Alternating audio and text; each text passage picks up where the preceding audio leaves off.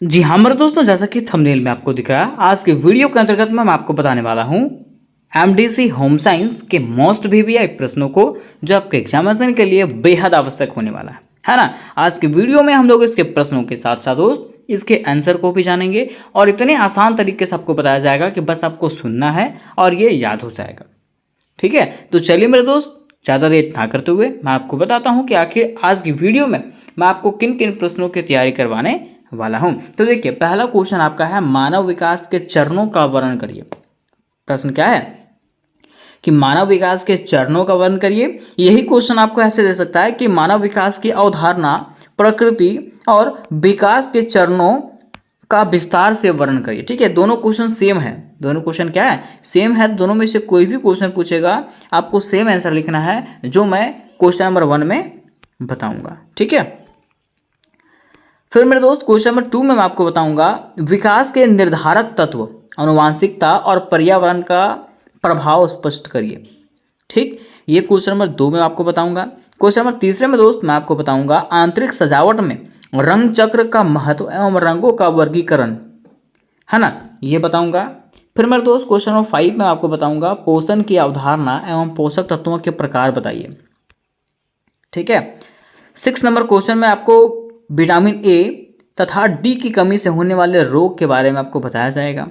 फिर मेरे दोस्त क्वेश्चन नंबर 7 में आपको बताऊंगा कपड़ों एवं वस्त्रों का परिचय, महत्व और उनके वर्गीकरण को समझाइए। ये क्वेश्चन नंबर 7 में आपको बताया जाएगा।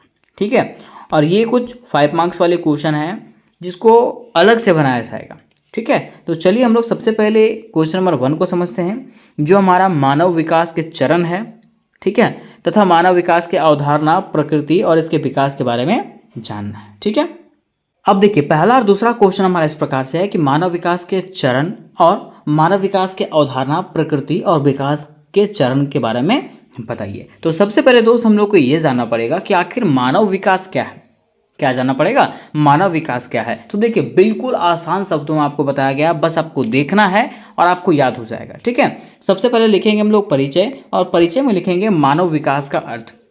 लिखेंगे इस प्रकार से दोस्त कि जन्म से लेकर के वृद्धावस्था तक, मीन्स जन्म से लेकर के बुढ़ापे तक व्यक्ति का शारीरिक, मानसिक, सामाजिक और भावनात्मक रूप से आगे बढ़ना ही क्या कहलाता है? मानव विकास कहलाता है ना।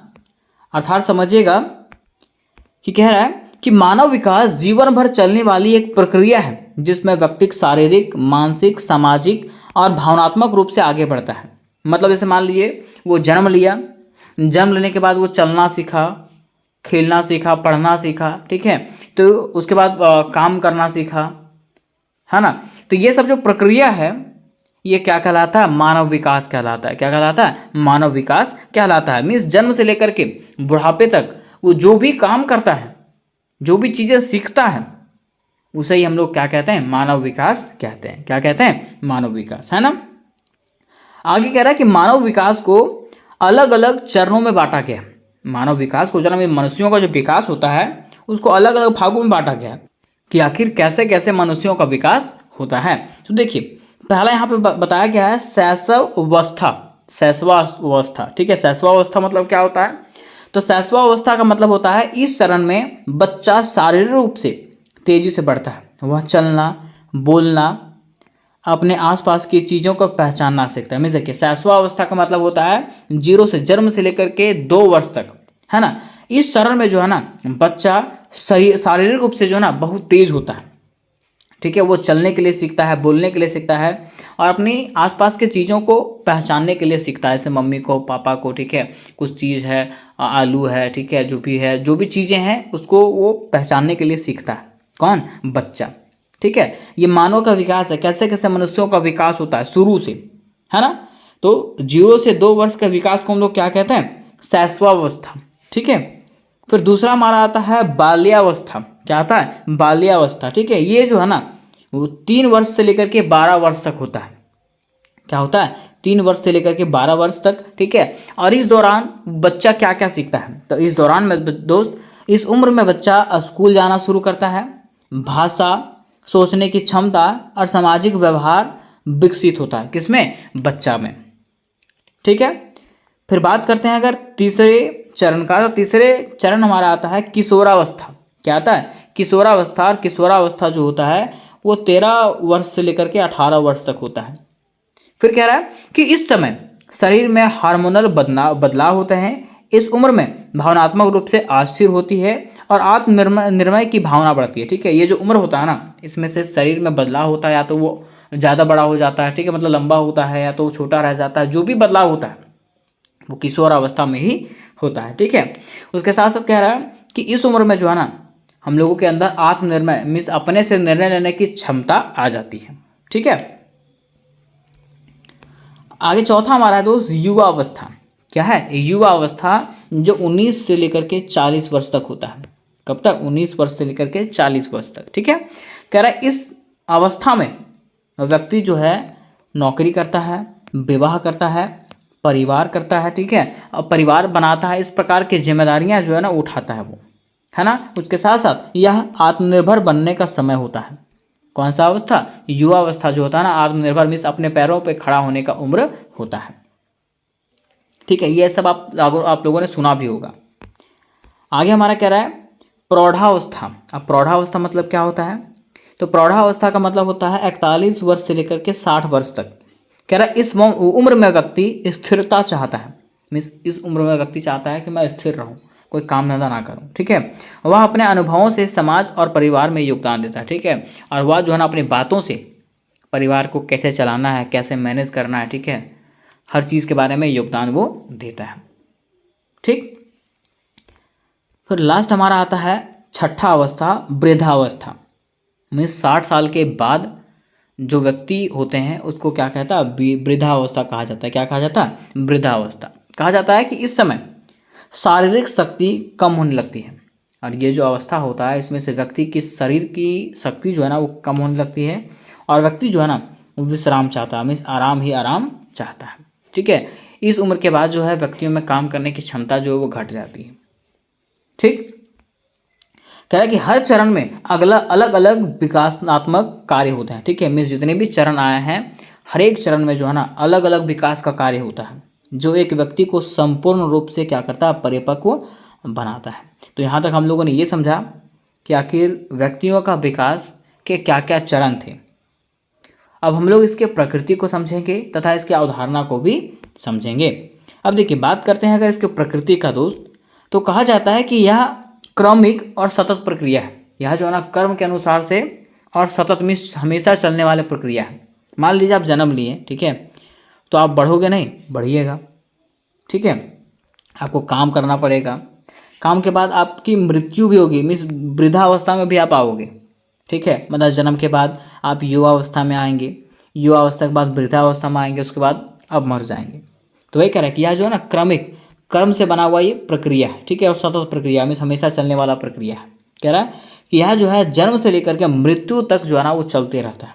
यह प्रक्रिया जो है वो जन्म से लेकर के मृत्यु तक वो चलते रहता है। ठीक है, फिर कह रहा है यह सभी व्यक्तियों में समान नहीं होता। यह जो प्रक्रिया है ना वो सभी व्यक्तियों में समान रूप से नहीं पाया जाता। ठीक है, अब देखिए क्वेश्चन हमारा ऐसे था कि विकास के चरण को समझाइए। तो मैंने आपको यहाँ पे बताया कि विकास के चरण कौन कौन से थे। तो शैशवावस्था, बाल्यावस्था, ठीक है, किशोरावस्था, युवावस्था, प्रौढ़ावस्था, वृद्धावस्था, है ना, ये सब जो है वो क्या है? विकास के चरण है। आपको याद करके रखना है, ये सब मानव विकास के ये क्या है? चरण है। ठीक, कह रहा है कि प्रत्येक चरण में विकास के अलग अलग लक्ष्य होते हैं। मीन्स जो भी चरण है, चाहे वो शैशवावस्था हो, चाहे वो बाल्यावस्था हो, ठीक है, हर एक चरण में जो है ना अलग अलग लक्ष्य होते हैं मनुष्यों के। जैसे कि सीखना, जिम्मेदारी लेना, समाज में योगदान देना। ठीक है, वो हर चरण में अलग अलग होते हैं। ठीक है, जैसे मान लीजिए सीखना अगर बात करें तो ये बाल्यावस्था में ये सीखता है, जिम्मेदारी लेता है। कब? युवावस्था में जिम्मेदारी लेता है। ठीक है, फिर प्रौढ़ावस्था में और वृद्धावस्था में वो क्या करता है? समाज में योगदान देता है ना। तो इस प्रकार से आपको बताना है। ठीक है, ये विकास के चरण थे, मानव विकास के चरण थे। अब हमारा क्वेश्चन ये भी कहा था कि विकास के प्रकार बताइए कि आखिर विकास कितने प्रकार के होते हैं। तो विकास होता है ना, सबसे पहले विकास होता है शारीरिक विकास, मीन्स मनुष्यों का शरीर का भी विकास होता है। ठीक है, जैसे कि हाइट बढ़ना, वेट बढ़ना। ठीक है, ये शरीर का विकास हुआ। दूसरा संज्ञानात्मक विकास। संज्ञानात्मक मतलब सोचने समझने की जो क्षमता बढ़ती है, ये भी विकास का एक प्रकार है। किसका? मनुष्यों के विकास का। तीसरा विकास है सामाजिक विकास। क्या है? सामाजिक विकास मीन्स संबंध बनाना। ये जो विकास होता है वो कौन सा? सामाजिक विकास। ठीक है, इससे समाज बनता है हमारा। ठीक है। चौथा भावनात्मक विकास मीन्स संवेदनाओं को समझना, प्रॉब्लम को समझना, है ना, ये हमारा भावनात्मक विकास कहलाता है। तो ये विकास के क्या थे? प्रकार थे। ठीक है। अब कह रहा दोस्त कि इस प्रकार मानव विकास एक व्यापक प्रक्रिया है जो व्यक्ति को संपूर्ण बनाता है। इस प्रकार से हम लोग कह सकते हैं कि मानव विकास जो है ना, एक क्या है? व्यापक प्रक्रिया है जो व्यक्ति को क्या बनाता है? संपूर्ण बनाता है। ठीक है। अब देखिए यहां तक जो है हम लोगों ने क्वेश्चन नंबर 1 और 2 को कंप्लीटली जान गया। ठीक है। अब बारी आती है मेरे दोस्त क्वेश्चन नंबर 3 का, जो हमारा इस प्रकार से है कि विकास के निर्धारक तत्व, आनुवांशिकता और पर्यावरण का प्रभाव स्पष्ट करिए। देखिए ये जो क्वेश्चन हमारा इस प्रकार से आ सकता है कि मानव विकास के निर्धारक तत्व मीन्स मानव का जो विकास होता है वो आनुवांशिक रूप से कैसे होता है तथा पर्यावरण में कैसे होता है, उसके बारे में बताइए। तो सबसे पहले दोस्त हम लोग इसके परिचय को जानेंगे कि आखिर विकास क्या है और मानव विकास क्या है ना। तो देखिए सबसे पहले लिखेंगे कि मनुष्य का शारीरिक, मानसिक, सामाजिक और बौद्धिक विकास एक सतत प्रक्रिया है। मीन्स मनुष्य का जो विकास होता है, ठीक है, ये सतत प्रक्रिया है। ठीक है। मनुष्य जब जन्म लेता है उसके बाद वो बड़ा होता है, सीखता है, चलने के लिए सीखता है, बोलने के लिए सीखता है, लोगों को पहचानने के लिए सीखता है ना, पढ़ने के लिए सीखता है, लिखने के लिए सीखता है। तो ये जो है ना उसकी सतत प्रक्रिया होती है। ठीक है। जो जन्म से शुरू होकर के जीवन भर जो है ना चलता रहता है जब तक कि उसकी मृत्यु नहीं होती है। कह रहा है किसी भी व्यक्ति के विकास पर अनेक कारकों का प्रभाव पड़ता है। मीन्स अगर मान लीजिए कोई व्यक्ति का विकास हो रहा है ना, तो उस पर कई कारकों का प्रभाव हो रहा है, चाहे वो आनुवांशिक हो चाहे वो पर्यावरण हो। वही कह रहा है कि इन कारकों को जो है ना मुख्यतः 2 भागों में बांटा गया है। पहला आनुवांशिकता और दूसरा पर्यावरण। पहला कौन सा? आनुवांशिकता और दूसरा जो है वो पर्यावरण, है ना। मैं कह रहा है कि मनुष्य का जो विकास है वो पहला डिपेंड करता है आनुवांशिक पे, दूसरा डिपेंड करता है पर्यावरण पे। अब आखिर आनुवांशिकता क्या है? तो देखिए कह रहा आनुवांशिकता का प्रभाव। आनुवांशिकता का मतलब क्या होता है? तो कह रहा आनुवांशिकता का अर्थ है माता पिता और पूर्वजों से प्राप्त जैविक गुण। मीन्स वैसा गुण जो आपको माता पिता और पूर्वजों के द्वारा प्राप्त हुआ है उसको हम लोग क्या कहते हैं? आनुवांशिक गुण कहते हैं, है ना। कह रहा अर्थात जब बच्चा जन्म लेता है तब वह अपने साथ कुछ ऐसे गुण लेके आता है जो उसके माता पिता, दादा दादी, नाना नानी आदि से मिलते हैं। ठीक है। आपने कभी कहते हुए सुना होगा जब कोई बच्चा जन्म लेता है तो बोलता है इसका नाक जो है उसकी दादी के जैसा मिल रहा है, उसका जो फेस है उसके नानी के जैसा मिल रहा है ना। तो वही कह रहा है कि वैसा गुण जो उनके माता पिता या तो उनके पूर्वजों के द्वारा प्राप्त होता है उसको हम लोग क्या कहते हैं? आनुवांशिक गुण कहते हैं, है ना। कह रहे दोस्त यह गुण उसके शरीर की रचना, चेहरे की बनावट, बालों का रंग, आँखों की संरचना, लंबाई, स्वास्थ्य, बौद्धिक क्षमता और कभी कभी व्यवहार तक को भी प्रभावित करता है। ठीक है। मैं कुछ भी शामिल हो सकता है इसमें, चाहे वो चेहरे की बनावट हो, ठीक है, चाहे वो शरीर की रचना हो, चाहे वो बालों का रंग हो, चाहे वो आँखों का संरचना हो, कुछ भी हो सकता है आनुवांशिकता में, है ना। क्या उदाहरण के तौर पे देखिए, कह रहा यदि माता पिता का कद काठी लंबी हो तो बच्चे की भी लंबाई अधिक होने की संभावना होती है। मीन्स अगर उसके माता पिता लंबे हैं तो ऐसा माना जाता है कि उसके बच्चे भी जो है वो लंबे ही होंगे। ठीक है, संभावना। दूसरा कह रहा है कि यदि माता पिता संगीत में निपुण है, मतलब संगीत उनको बढ़िया से आता है, ठीक है, तो ऐसा माना जा सकता है कि उसका संतान भी जो है ना संगीत में रुचि और क्षमता रखेगा और उसके अंदर क्षमता आ सकती है। ठीक है। इसी को हम लोग आनुवांशिक गुण कहते हैं। कह रहे कि कई बार मानसिक रोग, मधुमेह, उच्च रक्तचाप जैसे रोग भी पीढ़ी दर पीढ़ी चलते हैं। जैसे मान लीजिए कोई व्यक्ति को अगर मानसिक रोग है ना, उसके साथ साथ अगर मधुमेह है, वे शुगर है, ठीक है, और ये हमेशा चलते आ रहा है, या तो हाई प्रेशर है, ब्लड प्रेशर हाई है, ठीक है, तो वो जो है ना वो भी आनुवांशिक हो सकता है। जैसे मान लीजिए उसके बाप को है तो उसके बेटे को भी हो सकता है। ठीक है। इसी को हम लोग क्या कहते हैं? आनुवांशिक गुण कहते हैं। और ये जो हमारा आनुवांशिकता का प्रभाव है। अब देखिए कह रहा है आनुवांशिकता का महत्व क्या है। तो आनुवांशिकता के महत्व की बात कर रहा है कि शरीर की आकृति और ऊंचाई उनके पूर्वजों के द्वारा हो सकती है, उनके पूर्वजों के अनुसार हो सकती है। दूसरा, मानसिक योग्यता जो है उनके पूर्वजों के अनुसार हो सकती है, उनके उसके अंदर विशेष प्रतिभाएं हो सकती है, और रोग प्रतिरोधक क्षमता जो है उनके पूर्वजों के अनुसार से हो सकता है। ठीक है, तो ये हमारा हुआ क्या, तो आनुवांशिकता का प्रभाव। ठीक, अब हमारा दूसरा आता है पर्यावरण का प्रभाव कि आखिर पर्यावरण का इस पर क्या प्रभाव पड़ता है।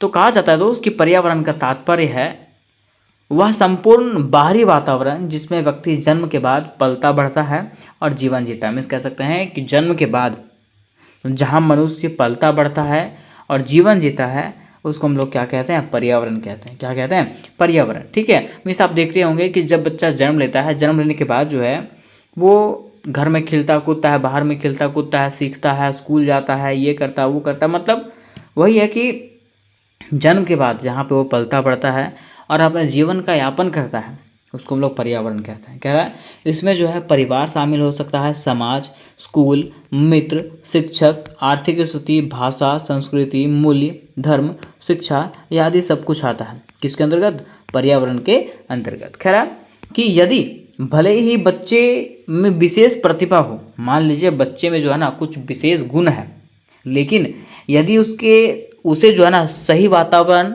अवसर या तो प्रोत्साहन नहीं मिलता तो वह प्रतिभा विकसित नहीं हो पाती। मान लीजिए बच्चा में गुण है पढ़ने का, ठीक है, लेकिन उसको अच्छे स्कूल में नहीं भेजा गया, अच्छे पढ़ाई उसको नहीं दिया गया, तो क्या वो पढ़ पाएगा, नहीं, है ना। वही कह रहा है उसकी प्रतिभा जो है विकसित नहीं हो पाती है। ठीक है, वहीं औसत प्रतिभा वाला बच्चा भी यदि प्रेरक और सृजनात्मक वातावरण में बड़ा हो तो वह आगे चल करके असाधारण बन जाता है। देखिए कह रहा है कि लेकिन मान लीजिए कुछ ऐसा बच्चा है जो अनॉर्मल है, अब नॉर्मल मतलब समझते हैं जिसके अंदर प्रतिभा नहीं है, लेकिन यदि वो एक बढ़िया से वातावरण में रहता है जहाँ पे लोग बढ़िया से बातचीत करते हैं, ठीक है, कुछ ऐसा बात करते हैं जिससे कुछ लोग सीखे, तो वो आगे चल के जो है ना एब नॉर्मल हो सकता है, मीन्स असाधारण हो सकता है।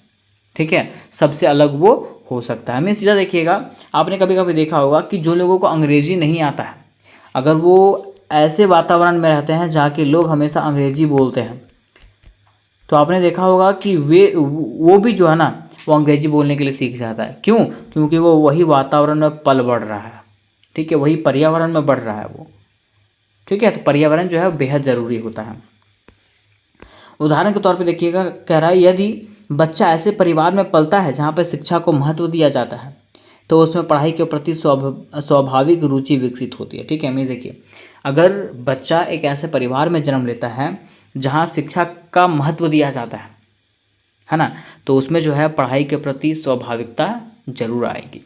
लेकिन मान लीजिए कि अगर कोई बच्चा जो है हिंसा या झगड़े वाले वातावरण में बड़ा हो रहा है तो वो या तो वो डरपोक निकलेगा, या तो वो चिड़चिड़ा निकलेगा, या तो फिर आक्रामक हो सकता है। कब? जब वो हिंसा या तो झगड़े वाले वातावरण में रहता होगा तब।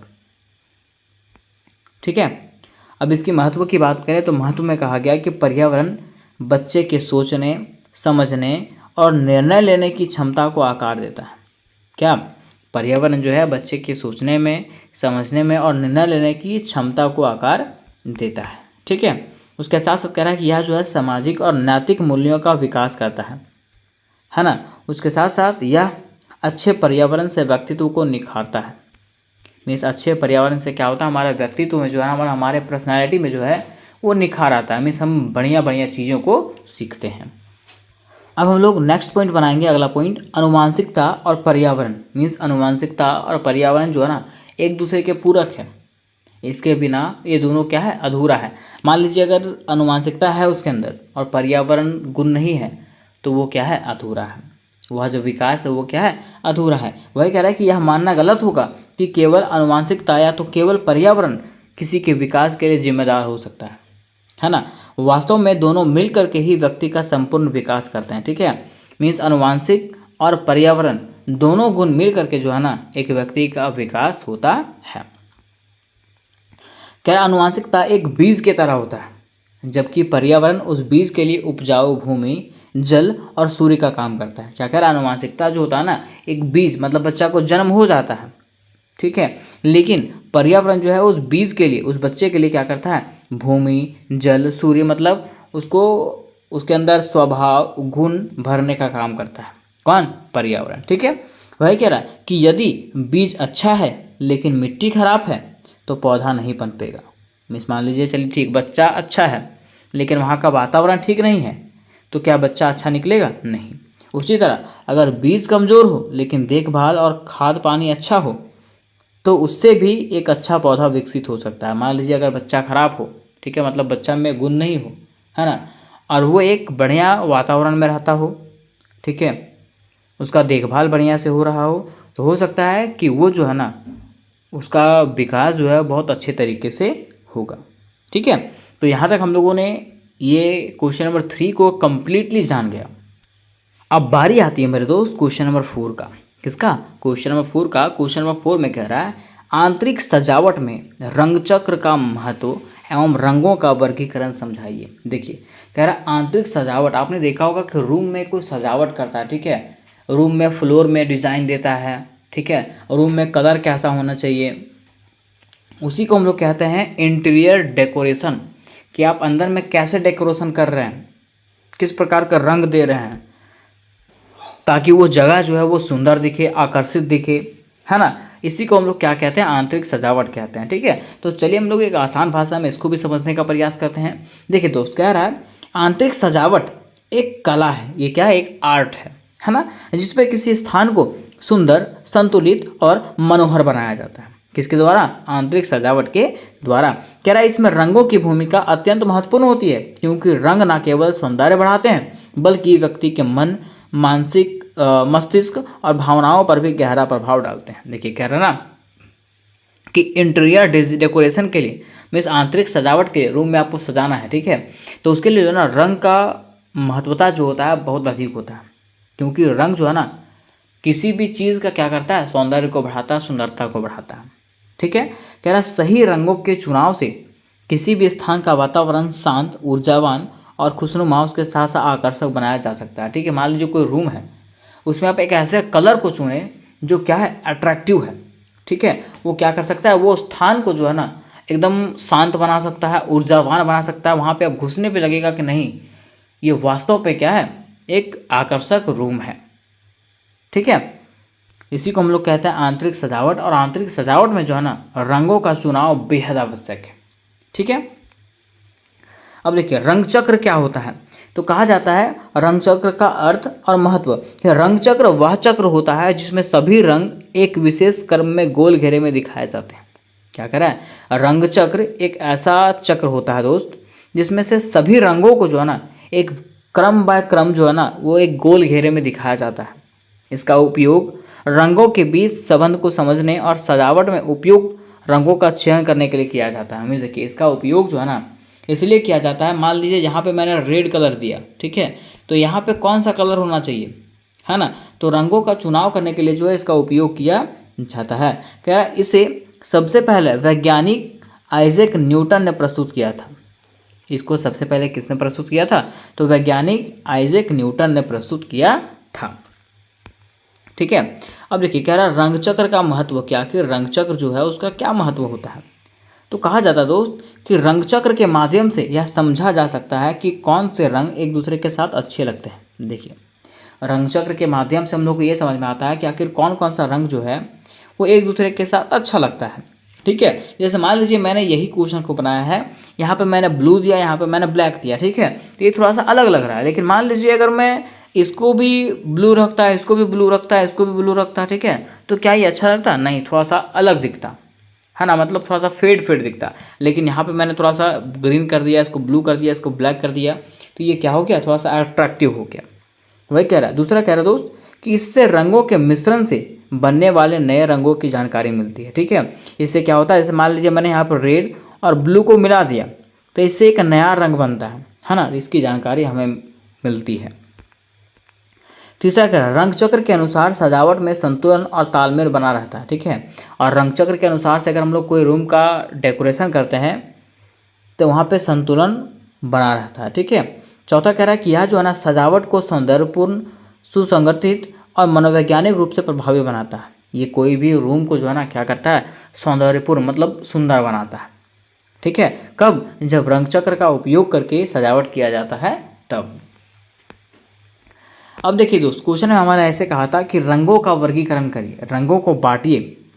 तो रंगों का वर्गीकरण अगर करें तो रंग जो है ना कई प्रकार के होते हैं, जिसमें से पहला हमारा है प्राथमिक रंग। प्राथमिक रंग कौन कौन से होते हैं? तो प्राथमिक रंग जो होता है वो लाल होता है, नीला होता है और पीला होता है। याद रखिएगा, प्राथमिक रंग लाल, नीला और पीला। कह रहा है ये मूल रंग होते हैं, ये जो रंग होते हैं वो मूल रंग होते हैं जो अन्य रंगों से नहीं बनते हैं। ठीक है, इसका अपना ही रंग होता है। दूसरा हमारा आता है द्वितीयक रंग। द्वितीयक रंग क्या होता है? कह रहा है द्वितीयक रंग दो प्राथमिक रंगों के मिश्रण से बनते हैं। द्वितीयक रंग जो होता है दो रंगों से मिल करके बनता है, लेकिन प्राथमिक रंग जो होता है वो सिर्फ एक ही रंग से मिल करके बनता है ना। देखिए, द्वितीयक रंग का मतलब यहाँ पे जैसे में समझाया गया है, जैसे लाल और पीला को मिलाकर के क्या बना दिया गया? नारंगी। नीला और पीला को मिलाकर के हरा बना दिया गया। ठीक है, नीला और लाल को मिलाकर के बैंगनी बना दिया गया, है ना। तो दो रंगों के मिश्रण को हम लोग क्या कहते हैं? द्वितीयक रंग कहते हैं। फिर हमारा आता है तृतीयक रंग। तृतीयक रंग क्या है? तो कह रहा है कि यह एक प्राथमिक और द्वितीयक रंग के मिश्रण से बनता है। मीन्स ये जो है ना एक प्राथमिक रंग से मिलकर के एक द्वितीयक रंग से मिलकर के बनता है। ठीक है, प्राथमिक रंग में हमारा क्या क्या था? लाल, नीला और पीला। ठीक है, एक इससे लेगा और एक रंग इससे लेगा, मतलब प्राथमिक और द्वितीय रंगों से मिलकर के जो रंग बनता है उसको हम लोग क्या कहते हैं? तृतीयक रंग कहते हैं। जैसे पीला और नारंगी को मिला दिया तो क्या बन गया? पीला नारंगी बन गया, है ना। वैसे ठीक, तो यहाँ तक हम लोगों ने ये क्वेश्चन को समझ गया। अब बारी आती है इसके निष्कर्ष का। तो निष्कर्ष में कहेंगे दोस्त कि रंगचक्र सजावट की दुनिया का मार्गदर्शक होता है। रंगचक्र जो होता है वो सजावट की दुनिया का क्या है? रास्ता है, ये रास्ता दिखाता है। इसके माध्यम से रंगों के सही चुनाव और संयोजन से घर, स्कूल, ऑफिस आदि को आकर्षक और सकारात्मक वातावरण में बदला जा सकता है। ठीक है, मीन्स रंगचक्र का उपयोग करके जो है ना हम लोग कोई भी रूम को, कोई भी ऑफिस को या तो कोई भी चीज़ हो उसको हम लोग आकर्षक मीन्स अट्रैक्टिव बना सकते हैं। कह रहे दोस्त कि रंग केवल देखने की वस्तु नहीं है, बल्कि यह हमारे मन और मस्तिष्क पर भी गहरा असर डालता है।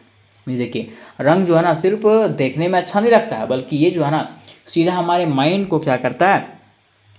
शांति देता है। ठीक है, इसलिए सजावट में रंगों का चयन सोच समझ करके किया जाना चाहिए। तो उम्मीद करते हैं मेरे दोस्त ये भी क्वेश्चन आपको समझ में आ गया होगा। इसके पहले मैंने आपको क्वेश्चन नंबर 4 तक कम्प्लीटली बता दिया था। अब बारी आती है क्वेश्चन नंबर 5, 6 और 7 का। ठीक है, तो चलिए हम लोग जानते हैं कि आखिर क्वेश्चन नंबर 5 में क्या कहा है, फिर 6 वाला जानेंगे और 7 वाला भी जानेंगे। देखिए, 5वां नंबर क्वेश्चन कह रहा है कि पोषण की अवधारणा और पोषण तत्वों के प्रकार बताइए। कि पोषण तत्वों की क्या अवधारणा होती है, अर्थात पोषण क्या होता है उसके बारे में बताइए, और पोषक तत्व के क्या क्या प्रकार होते हैं उसके बारे में बताइए। तो बिल्कुल आसान शब्दों में दोस्तों आपको बताया गया है, बस आपको पढ़ना है और आप समझ जाओगे। ठीक है, तो सबसे पहले लिखेंगे परिचय। क्या लिखेंगे? परिचय। और लिखेंगे इस प्रकार से कि पोषण एक ऐसी प्रक्रिया है जिसके माध्यम से हमारे शरीर को ऊर्जा, वृद्धि, मरम्मत और अच्छे स्वास्थ्य के लिए आवश्यक तत्व प्राप्त होते हैं। क्या कह रहा है कि पोषण एक ऐसी प्रक्रिया है जिसके माध्यम से हमारे शरीर को क्या क्या प्राप्त होता है? तो ऊर्जा प्राप्त होता है, वृद्धि प्राप्त होता है, मरम्मत प्राप्त होता है तथा अच्छे स्वास्थ्य के लिए जो है ना आवश्यक तत्व जो होते हैं वो सब प्राप्त होता है। किसके द्वारा? पोषण के ही द्वारा। आगे देखिएगा, कह रहा है कि भोजन हमारे जीवन का आधार है। अगर बात करते हैं भोजन का, तो भोजन जो है ना हमारे जीवन का क्या है? बेस है। जो भी हम कुछ खाते हैं वह हमारे शरीर में पच करके विभिन्न पोषक तत्वों में बदल जाता है। हम भोजन तो करते हैं, ठीक है, वही भोजन जो है हमारे शरीर में पच करके जो है ना विभिन्न प्रकार के पोषक तत्वों में क्या होता है? बदल जाता है। ठीक है, और शरीर की विभिन्न गतिविधियों को सुचारू रूप से चलाने में सहायक होता है। और वही जो पोषक तत्व जो बदलता है, ठीक है, वह हमारे विभिन्न गतिविधियों को सुचारू रूप से चलाने में क्या होता है? हेल्प करता है। मैं सीधा कह सकते हैं कि पोषण एक ऐसा प्रक्रिया है जिसके माध्यम से हमारे शरीर को ऊर्जा मिलता है, हमारे शरीर को वृद्धि होने में मदद मिलता है। ठीक है, तथा बीमारियों से लड़ने में जो है ना सहायता करता है। ठीक है, और हम जो भी भोजन करते हैं वो सारे भोजन जो है ना पच करके पोषक तत्वों में बदल जाते हैं, और वो पोषक तत्व जो है हमारे शरीर को सही से चलाने में मदद करता है। आगे कह रहे दोस्त कि एक संतुलित आहार वह होता है जिसमें सभी आवश्यक पोषक तत्व उचित मात्रा में उपलब्ध हो। अगर बात करते हैं संतुलित आहार का, पौष्टिक डाइट का, तो पौष्टिक डाइट किसको कहते हैं? तो पौष्टिक डाइट उसी को कहते हैं जिसमें से सभी प्रकार के पोषक तत्व उचित मात्रा में उपलब्ध हो। अगर किसी एक तत्व की कमी हो जाए तो शरीर में रोग उत्पन्न हो सकता है। ठीक है, मान लीजिए आप दाल भात खा रहे हैं रोज, ठीक है, और रोज रोज आप दाल ही भात खाओगे, ठीक है, तो क्या आपको सारे विटामिन मिल पाएंगे? नहीं, क्योंकि दाल और भात में सारे विटामिन है क्या? नहीं, है ना। तो वही यहाँ पे कह रहा है कि अगर किसी एक तत्व की कमी हो जाए, अगर किसी एक विटामिन या तो पोषक तत्व की कमी हो जाए तो आपके शरीर में जो है ना रोग उत्पन्न हो सकता है, मीन्स बीमारी उत्पन्न हो सकता है। इसलिए सही मात्रा में और सभी पोषक तत्व लेना क्या है? बेहद आवश्यक है। अब यहाँ पे कह रहा है पोषक तत्वों के प्रकार के, आखिर पोषक तत्व के क्या क्या प्रकार होते हैं? तो कह रहा दोस्त कि पोषक तत्वों को मुख्यतः 6 भागों में बांटा जाता है। पोषक तत्वों को मुख्यतः 6 भागों में बांटा गया। पहला है कार्बोहाइड्रेट। क्या है? कार्बोहाइड्रेट। कह रहा है यह जो है ना शरीर को ऊर्जा प्रदान करने का प्रमुख स्रोत है। क्या? कार्बोहाइड्रेट जो है शरीर को ऊर्जा प्रदान करने का मुख्य स्रोत है। यह आसानी से पच जाता है और तुरंत शक्ति देता है। कौन? कार्बोहाइड्रेट। कह रहा दोस्त इसका मुख्य स्रोत की बात करें, कार्बोहाइड्रेट हम लोग को कहाँ से प्राप्त हो सकता है? तो चावल से, गेहूं से, आलू से, चीनी से और मक्का से हम लोग को क्या प्राप्त होता है? कार्बोहाइड्रेट। क्या? कार्बोहाइड्रेट। ठीक है, फिर दूसरा हमारा आता है प्रोटीन। क्या आता है?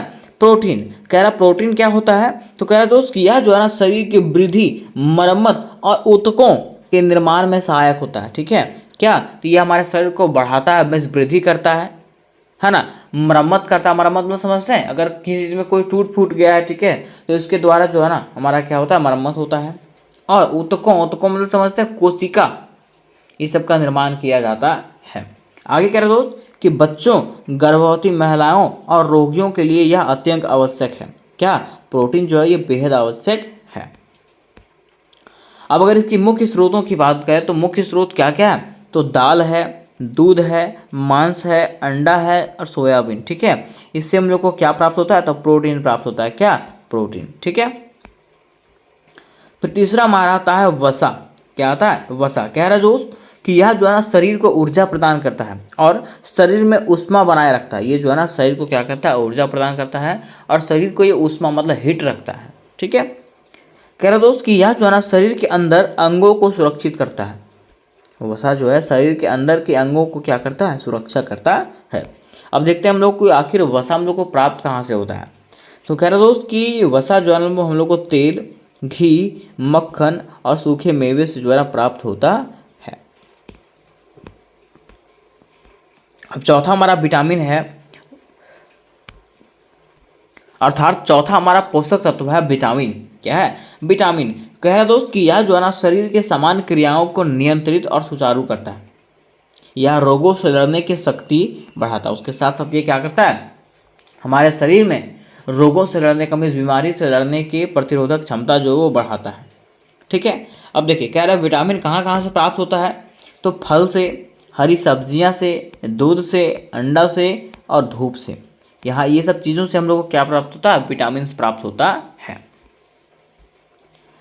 पांचवा हमारा कह रहा है दोस्त खनिज। क्या कह रहा है? खनिज। कह रहा है यह जो है हड्डियों, दांतों, रक्त और मांसपेशियों आदि के निर्माण में सहायक होता है।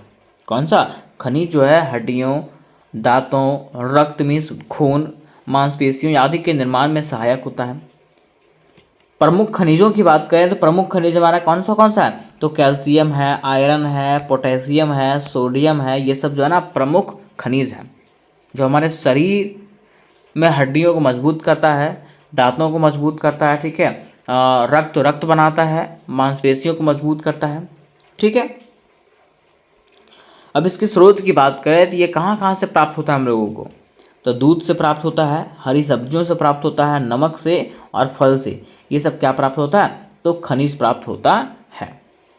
अब लास्ट आपका बचा जल, है ना। अब इसमें क्या कह रहा है? तो ये कह रहा है ना कि जल शरीर की सभी क्रियाओं को संतुलित करता है।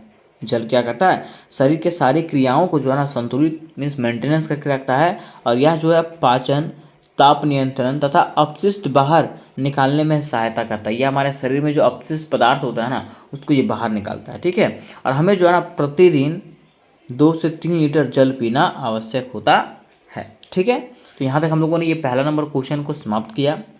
अब बारी आती है इसके निष्कर्ष का। निष्कर्ष में कहेंगे दोस्त कि पोषण हमारे शरीर के लिए ईंधन के समान है। ईंधन में समझते हैं, जैसे मान लीजिए एक गाड़ी है, ठीक है। अब गाड़ी में अगर पेट्रोल नहीं डलाओगे तो क्या वो चलेगा? नहीं चलेगा। तो वही कह रहा है कि पोषण हमारे शरीर के लिए ईंधन के समान है। जब तक हमारे शरीर में पोषक तत्व नहीं रहेगा, हमारा शरीर भी काम करेगा नहीं। संतुलित और पौष्टिक आहार ही अच्छे स्वास्थ्य की कुंजी है। यदि पोषण में किसी तत्वों की कमी या तो अधिकता हो जाए तो शरीर में रोग उत्पन्न हो सकते हैं। इसलिए हर व्यक्ति को अपने भोजन में सभी पोषक तत्वों का समावेश करना चाहिए ताकि वह स्वस्थ, सक्रिय और रोगमुक्त जीवन जी सके। मैं सीधा कहा गया कि हर व्यक्ति को ये चाहिए कि उसके भोजन में जो है ना सभी प्रकार के पोषक तत्व सही मात्रा में होना चाहिए ताकि उसका जो स्वास्थ्य है वो सक्रिय रहे, मतलब बेहतर रहे। ठीक है, तो यहाँ तो दोस्तों हम लोगों ने क्वेश्चन नंबर 5 को कम्प्लीटली जान गया। अब हमारा क्वेश्चन नंबर 6 है, विटामिन ए और डी की कमी से होने वाले रोग कौन कौन से हैं वो बताइए। विटामिन ए और डी की कमी से कौन कौन सा रोग होता है? तो परिचय की अगर बात करें तो परिचय में लिखेंगे दोस्त कि विटामिन शरीर के लिए आवश्यक पोषक तत्व होते हैं। अगर विटामिन की बात करें दोस्त तो विटामिन जो है ना हमारे शरीर के लिए आवश्यक पोषक तत्व होते हैं जो शरीर की समान क्रियाओं को बनाए रखने, रोगों से लड़ने की शक्ति देने और संपूर्ण विकास में सहायक होते हैं, है ना। ये क्या क्या करता है? तो हमारे शरीर की क्रियाओं को बनाए रखता है, रोग से, बीमारी से लड़ने की शक्ति देता है, उसके साथ साथ संपूर्ण विकास मीन्स हमारे शरीर के संपूर्ण विकास में सहायक होता है। कह रहे दोस्त कि प्रत्येक विटामिन की अपनी विशिष्ट भूमिका होती है। प्रत्येक विटामिन की क्या होती है? अपनी अपनी अलग अलग भूमिका होती है। तो कह रहा इनमें से विटामिन ए और डी का शरीर में विशेष महत्व होता है, जिसमें से विटामिन ए और विटामिन डी का जो है हमारे शरीर में विशेष महत्व होता है। यदि इनकी मात्रा शरीर में कम हो जाए तो कई प्रकार की शारीरिक समस्याएं उत्पन्न हो सकती है। क्या कह रहा है कि अगर मान लीजिए विटामिन ए और विटामिन डी मीन्स कोई भी विटामिन की संख्या अगर हमारे शरीर में कम हो जाती है या तो मात्रा कम हो जाती है तो हमारे शरीर में जो है ना कई प्रकार की समस्याएं उत्पन्न हो सकती है ना। तो चलिए सबसे पहले हम लोग समझते हैं विटामिन ए के बारे में। देखिए कह रहा है विटामिन ए आँखों की रोशनी बनाए रखने, त्वचा को स्वस्थ रखने और संक्रमण से शरीर की रक्षा करने में मदद करता है। विटामिन ए क्या करता है? तो विटामिन ए जो है हमारे आँखों की रोशनी बनाए रखता है, त्वचा को हेल्दी रखता है और संक्रमण से मीन्स बीमारियों से हमारे शरीर की रक्षा करता है ना। कह रहा है कि यह शरीर की रोग प्रतिरोधक क्षमता को मजबूत बनाता है। ये जो ना हमारे शरीर में बीमारियों से लड़ने की शक्ति को मजबूत करता है, ठीक है। परंतु अगर इसकी कमी हो जाए तो इसके कमी के कारण जो है हमारे शरीर में प्रमुख रोग हो सकता है। क्या क्या रोग हो सकता है? तो पहला रतौंधी। क्या हो सकता है? रतौंधी। रतौंधी मतलब क्या होता है? तो कह रहा है इस स्थिति में व्यक्ति दिन में तो स्पष्ट देख सकता है लेकिन रात या कम रोशनी में देखने में कठिनाई होती है। कह रहा रतौंधी का मतलब क्या है कि व्यक्ति दिन में तो बढ़िया देख सकता है लेकिन रात में या तो अंधेरे में जो है ना उसको देखने में क्या होता है? कठिनाई होता है। उसको हम लोग क्या कहते हैं? रतौंधी। क्या कहते हैं? रतौंधी कहते हैं। फिर दूसरा हमारा है नेत्र शुष्कता। इसका मतलब क्या है कि आंखें सूखने लगती है ना, उसमें चमक खत्म हो जाती है और इसमें बीमारी बढ़ने का खतरा बढ़ जाता है, ठीक है। तो ये दूसरा बीमारी हो गया। तीसरा त्वचा की समस्याएं। किसके कारण से? विटामिन ए के कारण से, है ना। कह रहा है कि अगर आपके शरीर में विटामिन ए की कमी हो जाए तो त्वचा रूखी हो जाएगी, फट जाएगी और बेजान हो जाएगी, लगेगा उसमें जान ही नहीं है, ठीक है। फिर चौथे की बात करें तो चौथा हमारा कह रहा है कि प्रतिरक्षा प्रणाली कमजोर, है ना। शरीर बार बार बीमार पड़ सकता है क्योंकि रोगों से लड़ने की क्षमता कम हो जाती है। कब? जब आपके शरीर में विटामिन ए नहीं रहेगा तब, ठीक है। अब कह रहा है मुख्य स्रोत कि आखिर विटामिन ए हम लोग कहाँ कहाँ से प्राप्त कर सकते हैं? तो गाजर से, पालक से, टमाटर से, हरी पत्तेदार सब्जियाँ से, दूध से, मक्खन से, अंडा से, मछली से, है ना, मछली का तेल से, ये सब चीज़ों से जो है ना हम लोग क्या प्राप्त कर सकते हैं? Vitamin A. क्या प्राप्त कर सकते हैं? Vitamin A. तो यहाँ तक हम लोगों ने देखा कि विटामिन ए क्या है और विटामिन ए हम लोग को कहाँ कहाँ से प्राप्त होता है और इससे क्या क्या समस्याएं हो सकती है। अब देखिए इसी में हमारा कहा था कि विटामिन डी के बारे में भी बताइए। तो कह रहा विटामिन डी शरीर में कैल्शियम और फास्फोरस के अवशोषण में सहायता करता है। यह हड्डियों और दांतों को मजबूत बनाता है। कौन? विटामिन डी जो है ना हड्डियों और दांतों को मजबूत बनाता है। यह बच्चों और बुजुर्गों के लिए अत्यंत आवश्यक होता है और इसके कमी के कारण प्रमुख रोग हो सकते हैं, प्रमुख बीमारियां हो सकते हैं, जैसे कि पहला हमारा है रिकेटस। कह रहा दोस्त कि यह रोग बच्चों में होता है। इसमें हड्डियां कमज़ोर हो जाती है, टांगे टेढ़ी हो सकती है और कद भी कम हो सकता है। ये स्पेशली किसमें होता है? बच्चों में होता है। दूसरा हमारा आता है ऑस्टियोमिलेसिया, है ना। अब ये क्या है? ये कहा जाता है कि यह रोग जोड़ों में होता है। कहाँ पे? जोड़ में, जहाँ पे जॉइंट होता है वहाँ पे होता है, जिसमें से हड्डियों में दर्द होता है। जिसमें से क्या होता है? हड्डियों में दर्द होता है और वो जो है ना मुलायम हो जाता है। जॉइंट जो है वो क्या हो जाता है? मुलायम हो जाता है। ठीक है, तो ये किसके कारण से? विटामिन डी के कमी के कारण से। फिर तीसरा हमारा है हड्डियों की कमजोरी और फ्रैक्चर का खतरा। कब? जब विटामिन डी हमारे शरीर में नहीं रहेगा तब। वही कह रहा है कि कमज़ोर हड्डियाँ छोटी छोटी चोटों से भी टूट सकती है, जब हमारे शरीर में विटामिन डी नहीं रहेगा तब। अब कह रहा है इसका मुख्य स्रोत क्या क्या है, ये कहाँ कहाँ से हम लोग को प्राप्त हो सकता है? तो कह रहा दोस्त कि धूप अर्थात सूर्य की किरणें, अंडा, मछली का तेल, दूध और मशरूम से जो है ना हम लोग क्या कर सकते हैं? विटामिन डी को पूरा कर सकते हैं अपने शरीर में। ठीक है, अब अंत में बारी आती है इसके निष्कर्ष का।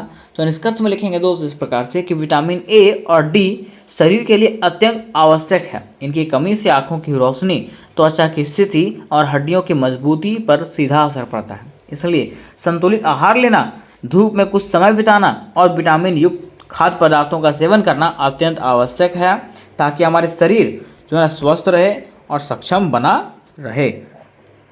मैं सीधा सीधा यहाँ पे ये कहा गया दोस्त कि विटामिन ए और डी जो है ना हमारे शरीर के लिए बेहद आवश्यक है, और इनकी कमी से हमारे शरीर में तरह तरह की बीमारियाँ हो सकती है, जिसको हम लोग उपरोक्त जाने थे, मीन्स ऊपर में जाने थे। इसलिए संतुलित आहार लेना, विटामिन डी मतलब सूर्य का धूप लेना, ठीक है, उसके साथ साथ विटामिन युक्त भोजन करना हमारे शरीर के लिए बेहद आवश्यक है, ताकि हमारा शरीर जो है वो स्वस्थ रहे।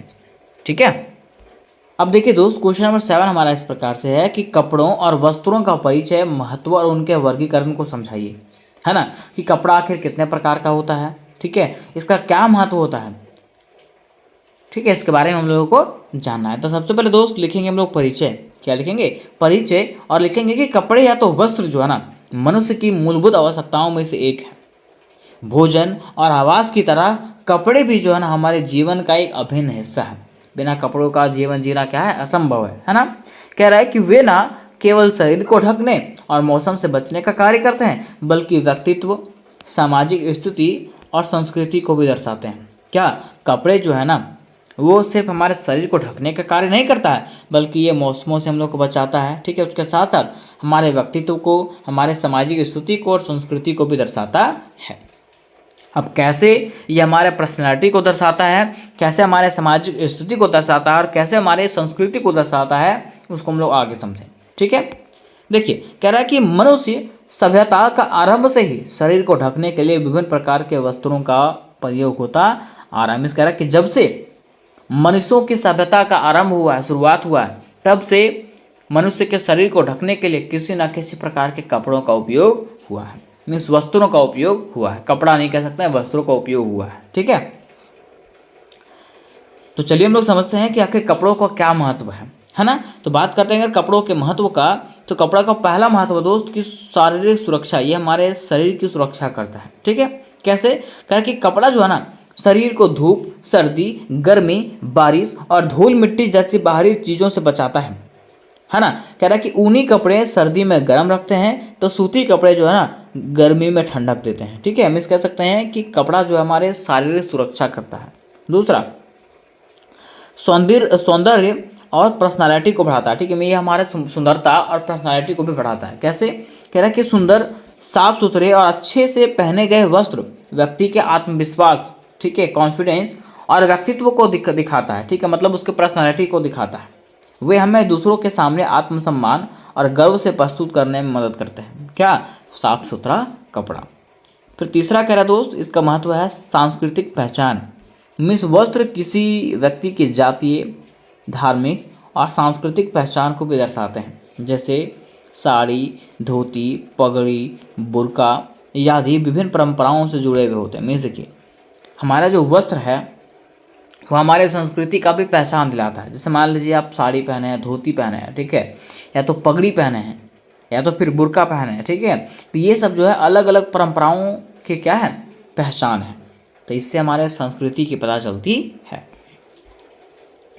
फिर चौथा हमारा क्या है, सामाजिक स्तर और पेशा। इससे हमारा सामाजिक स्तर और पेशा भी पता चलता है। कैसे, कह रहा है कि कपड़े यह भी दर्शाते हैं कि व्यक्ति कौन सा वर्ग या तो व्यवसाय से संबंध रखता है। जैसे मान लीजिए डॉक्टर की बात करें तो डॉक्टर का कोट जो होता है सफ़ेद होता है, वकील का कोट जो होता है काली पोशाक होता है, और सैनिक का वर्दी जो होता है ना वो अलग तरह का होता है, ठीक है। तो इससे लोगों को पता चलता है कि वो कौन से पेशा से है, कौन से पेशा से बिलोंग करता है। अब बारी आती है कपड़ों का वर्गीकरण का, क्योंकि क्वेश्चन में कहा था कि कपड़ों का वर्गीकरण करिए कि कपड़े कितने प्रकार के होते हैं। तो कहा कि कपड़ों को कई आधार पर वर्गीकृत किया जा सकता है। पहला हमारा आता है वस्त्रों के स्रोतों के अनुसार। वस्त्र के स्रोतों के अनुसार जो है ना कपड़ों का वर्गीकरण किया गया है, जिसमें से पहला हमारा आता है प्राकृतिक वस्त्र। क्या आता है, प्राकृतिक वस्त्र। कह रहे हैं दोस्त कि ये कपड़े प्राकृतिक स्रोतों से प्राप्त होते हैं। यह जो कपड़ा है ना वो कहाँ से प्राप्त होता है, तो प्राकृतिक स्रोतों से। जैसा कि कपास हो गया, रेशम हो गया, ऊन हो गया, जूट हो गया, ये सब चीज़ों से जो प्राप्त कपड़े हैं उसको हम लोग प्राकृतिक वस्त्र कहते हैं। कह रहे दोस्त ये जो है ना त्वचा के लिए आरामदायक होते हैं और आसानी से पचते हैं। पचते मतलब समझ रहे हैं, खाते हैं उसको हम लोग नहीं है, मतलब ये आसानी से जो है ना गल जाते हैं जब खराब हो जाता है तो, ठीक है। दूसरा हमारा आता है कृत्रिम वस्त्र। ये क्या होता है, ये रसायनों द्वारा तैयार किया जाता है। जैसे नायलॉन, पॉलिस्टर और रेयॉन, ये सब जो होता है ना वो रसायनों से, केमिकल से बनाए गए क्या होते हैं, कपड़े होते हैं। कह रहे दोस्त ये टिकाऊ होते हैं, जल्दी सूखते हैं, लेकिन त्वचा को कभी कभी नुकसान भी पहुंचा सकते हैं। कौन सा कपड़े, कृत्रिम, ठीक है। फिर तीसरा हमारा आता है मिश्रित वस्त्र। मिश्रित वस्त्र मतलब क्या होता है, तो कह रहे दोस्त ये प्राकृतिक और कृत्रिम रेशों को मिला करके बनाए जाते हैं। ये जो ना प्राकृतिक और कृत्रिम रेशों से मिल करके जो है ना बनता है। जैसे कि पॉलीकॉटन, ये पॉलिस्टर और कॉटन से मिल करके बनता है। इसमें दोनों प्रकार के वस्त्रों के गुण पाए जाते हैं। कौन कौन से, प्राकृतिक भी और कृत्रिम रेशों का भी, ठीक है। तो यहाँ तक दोस्तों हम लोगों ने ये तीनों क्वेश्चनों को भी समाप्त कर लिया। उम्मीद करते हैं कि आपका एग्ज़ाम जो है बहुत ही बेहतर जाएगा। अब इससे आगे आपका कौन सा सब्जेक्ट है उसकी कमेंट करके मुझे ज़रूर बताइएगा। मिलता है नेक्स्ट वीडियो में, तब तक के लिए जय हिंद, जय भारत।